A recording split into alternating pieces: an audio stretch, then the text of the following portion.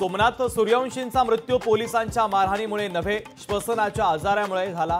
मुख्यमंत्र्यांचा विधिमंडळात खुलासा, तर सूर्यवंशींनी स्वतःलाच मारून घेतलं का, जितेंद्र आव्हाडांचा संतप्त सवाल। बीडमधील सरपंच हत्या प्रकरणी मास्टरमाइंडवर कारवाई होणारच, मुख्यमंत्री फडणवीसांची ग्वाही।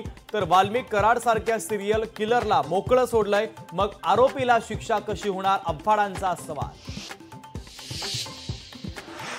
बीडमधील सरपंच संतोष देशमुख हत्या प्रकरण, मुख्य संशयित वाल्मिक कराड नागपुरातील फार्म हाऊसमध्ये लपलाय। विधानसभेत अंबादास दानवेंची मोठी माहिती।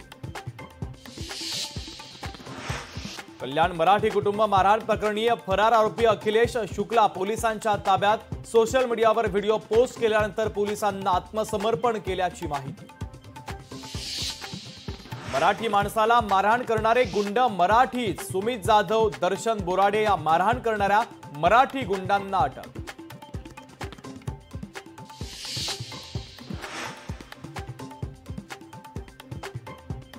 दहा लाख नको, माझ्या मुलाला न्याय पाहिजे, माझ्या मुलाला कोणताही आजार नव्हता, सोमनाथ सूर्यवंशी यांच्या आईची लोकशाही मराठीला माहिती।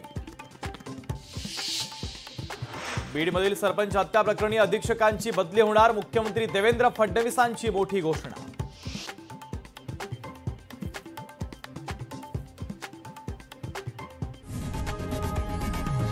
लोकशाही मराठी ऐका, पहा, जागरूक रहा।